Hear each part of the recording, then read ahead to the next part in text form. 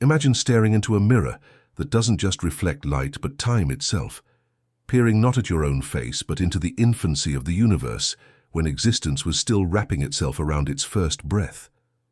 That's precisely what the James Webb Space Telescope was built to do. But what it found when it looked deeper than anything before, it wasn't infancy, it wasn't the cosmic cradle. It was a contradiction, a cosmic impossibility. And what it saw, what it revealed to us, has not just stunned astronomers, it has shaken the very skeleton of modern physics.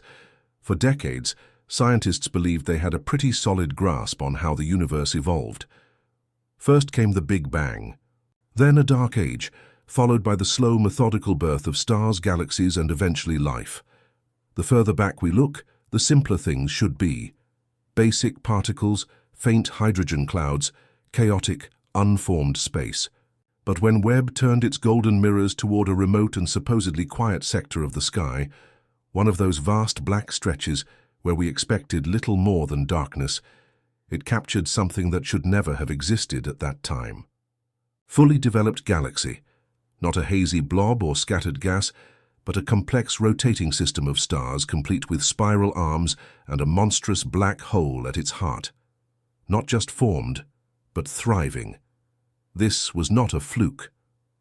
As data poured in, more galaxies emerged from that primordial shadow, fully structured, chemically mature, gravitationally stable. It was as if the cosmic clock had jumped ahead, skipping billions of years of slow evolution and landing in an era of impossible maturity. And with each observation, one terrifying question began to echo louder in scientific circles. What if everything we thought we knew about the beginning is wrong?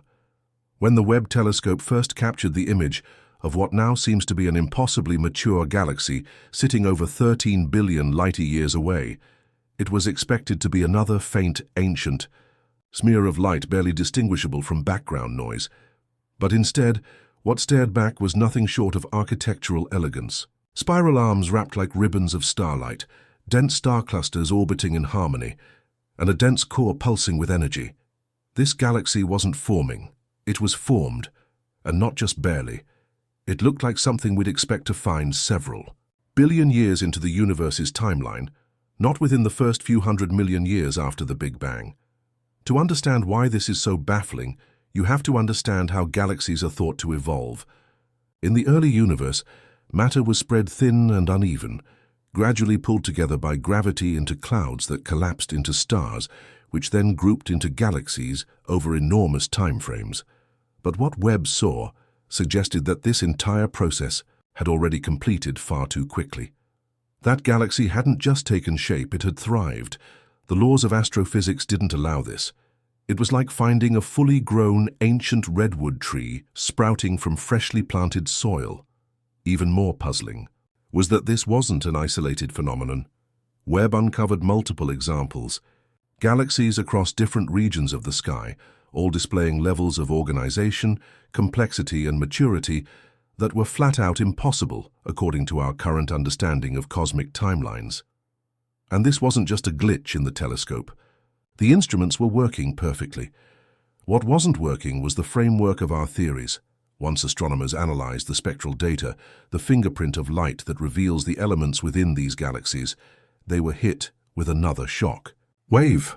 Not only did these galaxies exist, but they contained the chemical signatures of elements that shouldn't have been there yet. Oxygen, carbon, even iron. These elements don't come from nowhere. They're forged in the hearts of massive stars and only released into the cosmos through supernova explosions. That process takes time. First-generation stars called population 3 stars burn hydrogen and helium. Then they die, scatter their contents, and eventually second-generation stars are born enriched with heavier elements. That entire sequence should have taken hundreds of millions, if not billions of years. But here they were, galaxies less than 400 million years old, showing signs of multiple generations of stellar death and rebirth. That would mean that not only had the first stars formed and died, but that the cycle had already repeated more than once. The early universe, it seems, wasn't quietly waking up. It was sprinting, forging, burning, and exploding in ways no one anticipated. And the presence of these elements raises even deeper questions. Because these are not just the ingredients for stars, they are the foundation for planets, atmospheres, and potentially life. To find them so early is like stumbling across a thriving coral reef at the base of a volcano that only erupted yesterday. The timelines don't just feel rushed, they feel broken. Just when scientists thought things couldn't get more confounding, the center of one of these ancient galaxies delivered the most outrageous surprise of all. Nestled deep within its core was a supermassive black hole estimated to weigh over 1 billion times the mass of our Sun. In today's universe, that would be incredible, but in the early universe, that's not just unlikely, it's cosmologically absurd. You see, black holes are thought to grow gradually. They begin as the remnants of massive stars, then feed over billions of years by consuming gas, dust, and other stars. Even the most optimistic simulations with accelerated growth models and non-stop feeding can't explain how such a colossal black hole could form within 400 million years of the Big Bang. It would be like finding a fully grown adult who was born just an hour ago. The math doesn't work. And yet, there it was. The gravitational signature was unmistakable. The rotation of nearby stars, the energetic emissions, the warped space around it, everything pointed to a black hole that had skipped adolescence entirely. It didn't grow, it arrived. Scientists are now entertaining radical theories. Primordial. Black holes formed directly from the collapse of extreme density fluctuations in the early universe, or perhaps the influence of exotic particles or dark matter accelerating their growth. But these are not adjustments to current models. These are completely new blueprints for reality. What do you do when every observation defies the rules you've been taught? For many cosmologists, the answer is unsettling. You rewrite the rules. Because the James Webb telescope hasn't just shown us anomalies.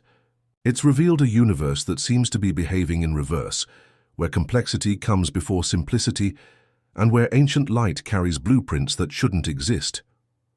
Some scientists now propose that dark matter, long thought to be a passive, gravitational force, might have played a more aggressive role in shaping the early universe, forming scaffolds that fast-tracked galaxy growth.